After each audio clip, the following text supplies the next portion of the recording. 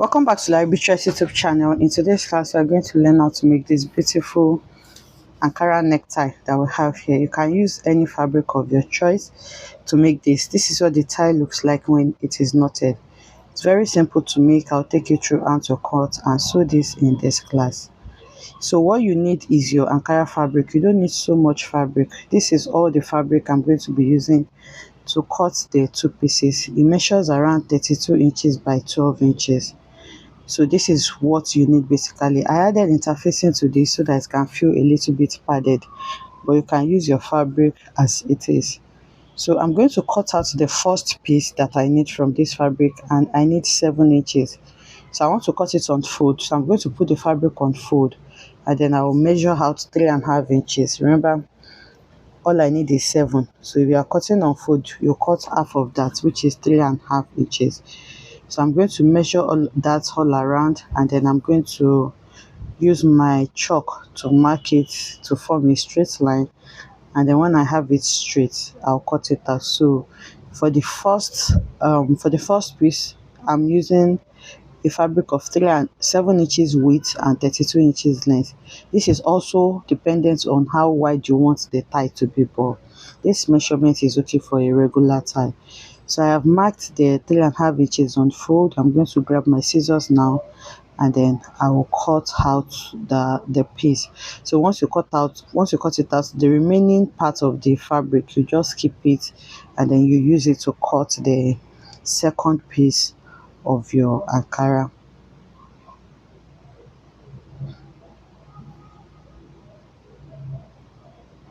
So I've cut it out now, so I'm going to open it out to measure and confirm what I have. So you can see that I have exactly 7 inches, which is what I need.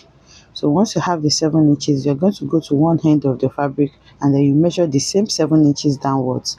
You grab your ruler and then connect to form a diagonal line like this. So once you form the diagonal line, you're going to take your scissors and then you cut that out.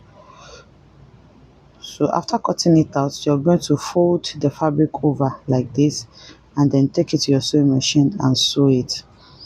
So I have sewn it now. You can reduce your seam allowance so that it can lay well, and then you turn it to the right side.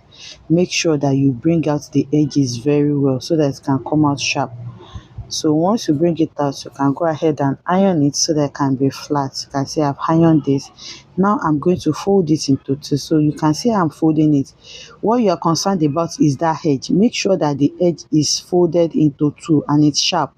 So how it turns out to be on the other side, just follow the line. You can see that it is not meeting each other again on the other hand. What you are concerned about is that beginning, the edge. Once you fold it into two, then you just follow whatever direction it gives you for the other one. So you go ahead and sew it, but you will not sew to the end. Then you cut the leftover that you have, you cut it off like this. So once you do this, you are done with the first part of the tie. You are not going to cut it out. Can you see I did not sew it to the end because I'm still going to join the second part to it. So I will go ahead now and flip it to the right side.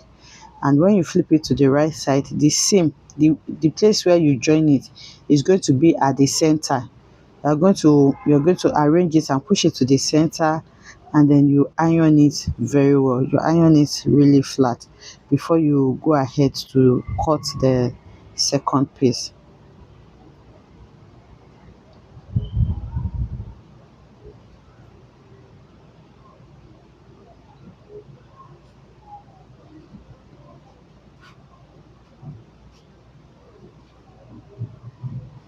So I'm done bringing it out now, and you can see that the seam line has a center. So you arrange everything well, put the seam at the center, and then you iron it. So with this, we are done with the first part of our collar. So to cut the second part, we are using the leftover fabric that we have. So you are going to measure that part that you did not finish sewing, the hem. You are going to measure the width. I have 5 inches. So I'm going to measure out that 5 inches from the second piece of my fabric. You can see I have 5 inches there. So I'm trying to confirm that they are exactly the same and aligning. So what you want to do now is to join them together, but we're not going to join it straight. We're going to join it like we are creating a bias. So what I will do, on one end I'm going to mark 1.5 inches like that. You can open it small so that it will be easy for you. So once you mark the 1.5 inches, you're going to connect it to the upper part. Notice how I'm doing this one. So I've cut it out. My camera was not recording. I've cut it out. Remember that I marked for the main collar, for the main tie on the lower part. For the other one, I'm marking on the upper part the same 1.5 inches, and then I'm cutting it out. Can you see? You're not going to be cutting on the same spot. You mark one on the lower part, then the other one on the upper part, then you join them together with your sewing machine. So once you join it together, you have your tie as one single piece, just like that. So the next thing now is to work on the other end of the tie. So depending on how wide you want it to be, I'm going to come down by 1.5 inches, and then I'm going to cut it out diagonally like that. So once I cut it out, I'm going to sew. Now I'll measure the width of that tip. So I'm using just 1.25. I'm going to measure the 1.25, and then I'll connect it to the main piece of the collar. That's the other end. So I've measured 1.25. You can divide it into two so that it can make your connection easy. What you're just doing is to connect your 1.25 at the end. You're going to link it back to the 5 inches width that we measured earlier. Can you see? So you can go ahead and sew this first, or you cut it out and then sew. But when you are cutting, remember you are going to sew, you should add a little bit of seam allowance for you to be able to join it. So you can see that I am just sewing it. I'm just cutting it to meet that 5 inches. So I have gone ahead to sew it now, and this is what I have. So I'm going to reduce my seam allowance. Remember, we added interfacing to it, and you don't want it to be so bulky. So I'm going to take my scissors and then trim off the seam allowance. Once I trim off my seam allowance, the next thing is to actually flip it to the right side as well. So you can get like a screwdriver or whatever it is that I can use to flip, and then you make sure that that other hand, you bring it out very well. Make sure it is sharp. Then you turn everything out. So once you turn everything out, that place where you turned it out, you can either use your hemming gum to close it up, or you hand stitch it so that it's going to be neat. Now that we have this, the seam of this one as well, you're going to push it to the center, just like we did for the first one. You push your seam to the center, and then you take your iron, and then you iron this properly. It has to lay really flat. You know it's a tie. So I'm going to take my time and then iron this properly.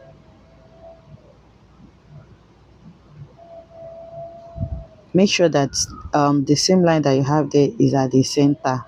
So we are done ironing it. You take out whatever thread, and then you have that small space where you turned it out. So like I said earlier, you can close that up with your needle and thread, or you use hemming gum. I used hemming gum for mine, and I'm going to show you how I did it. So I'm just making sure that everything is laying well. I'm ironing everything all together again.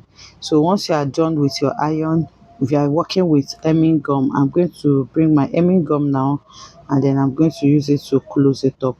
So the first part I'm closing is the upper part here, because it's going to be opened. You can leave it like that, but I don't like it to be showing. I don't like the rough parts of my stitches to be showing.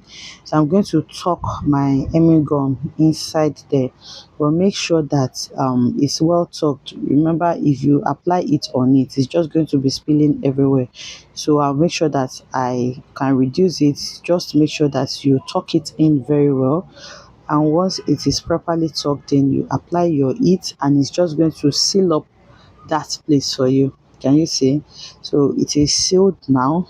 I'm going to move to that part where we turned out as well. I'll tuck in a little bit of my hemming gum, and then I'm going to iron that as well, and it's going to seal it up for me. So that is all you need to do. It's very easy to make. Once you're done with that, your tie is ready to use, and you can go ahead and knot your tie. Like I said, you can use any fabric for this, and you can also pad it with whatever it is that you want. You can use fiber, you can, if you want it to be padded. This is what it looks like when it is knotted. I hope